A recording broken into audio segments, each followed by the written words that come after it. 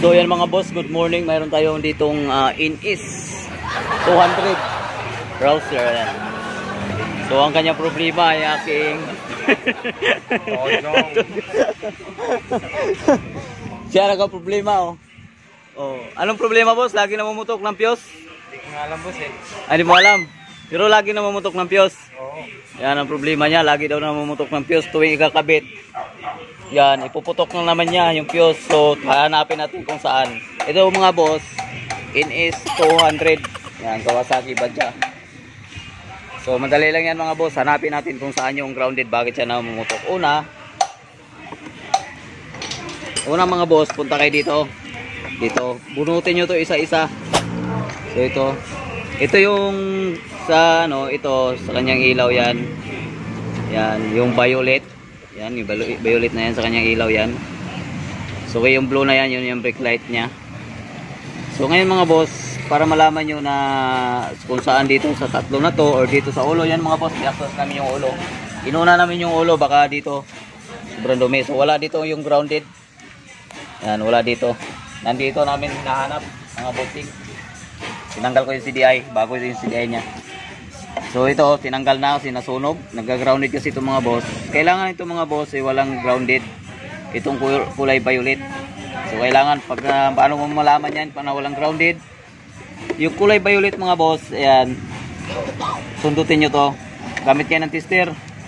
Yan, tester. Yung isang tester, ilagay nyo dito. Yan, sa positive ng baterya. Tapos itong dulo, susundutin nyo to. Pag sinundot nyo yan na walang umiilaw, ang ibig sabihin yan, walang grounded. Yan. Pero pag sinundot nyo pag umilaw mga boss, ibig sabihin grounded yan. Yan. Kailangan wala siyang supply na negative. Negative. Kailangan wala siyang supply. Ngayon mga boss, punta tayo dito. So yan. Hinahanap ko dito kung saan yung grounded. Ang grounded mga boss ay ito. Nandito lang pala. Ito grounded nandito banda. Kasi pag itusok yan, yan, ito yung kanyang doon sa may ilaw. Yan, dito.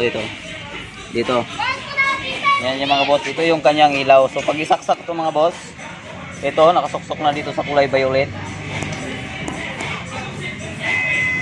Baluyet. Magkakaroon ng ground yan. Pag umilaw ito mga boss, ang ibig sabihin, ito, grounded yung ating ilaw dito. Yes, sir. Tingnan natin kung umilaw yan. Pag umilaw yan, ang ibig sabihin, ayan mga boss, mayroon siyang kunting ilaw. Ang ibig sabihin niya, nagka-ground dito banda. Dito. Yan. Pag binunot ko yan, mawala yan. Yan. Pag binunot ko yan, mawawala. Bunutin natin. Pag bunot mga boss, pisilin nyo lang. Yan. So nawala. So ang ibig sabihin mga boss, nandito yung banda yung grounded. Kaya nasira yung kanyang control ng kanyang ilaw nandito. Kaya pinuputok lagi ang kanyang fuse at mawawala na yung kanyang brake panel. Ito lagi na mutok. Ito lang ang dahilan. Ito. Dito banda. So tatanggalin natin to. Ito mga boss, tatanggalin muna natin. So yan mga boss, no, tinanggal na namin. Kaso hindi matanggal yung kanyang screw. Wala na. Kinaya na ng sa English pa rusty. Sa Tagalog kalawang pa. So wala na tayong magawa dyan. So ikukundin na lang natin to mga boss yan. Hindi na natin ikakabit yan. Kasi wala na, hindi na matanggal. Mag-antay muna tayo sa may-ari. Kung anong gusto niya mangyari yan. Ayan o.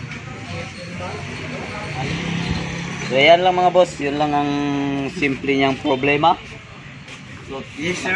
Yes, sir. Yes, sir muna, boss. Yes, sir. Ito yung ulo niya, mga boss, oh.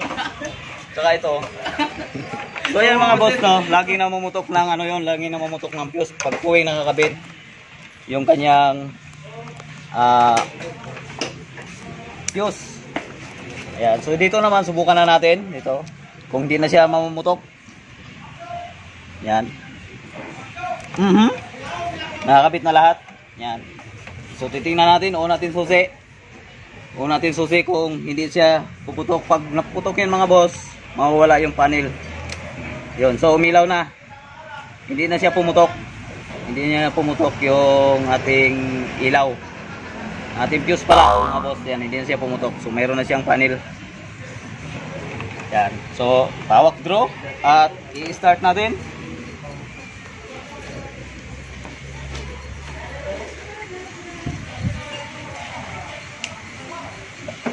Yan.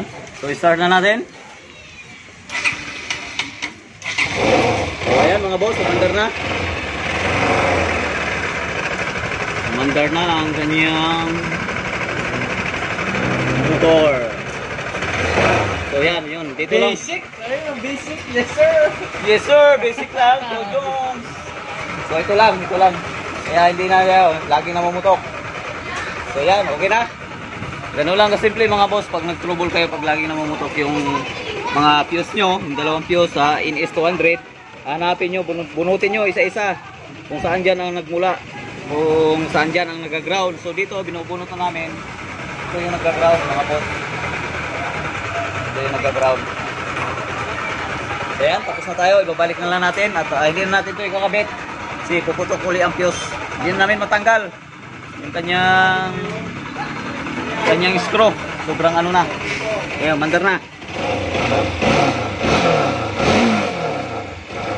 Yan, yung pala mga boss, tinutulak ko ng may-ari dito. Tinulak niya. Ang bigat-bigat pa naman, tinutulak lang niya. Yan, so dito ko nakita yung kanyang grounded sa may plate number, ilaw ng plate number. So hindi na natin ikakabit dyan kasi hindi na siya matanggal. Grabe kalawang. So ayan, so ibabalik na natin mga boss at okay na siya. Yan, maraming salamat at mag-subscribe na kayo sa aming YouTube channel, Warlisa Vlog, at mag-like na rin at mag-share. Maraming salamat at God bless sa inyong lahat.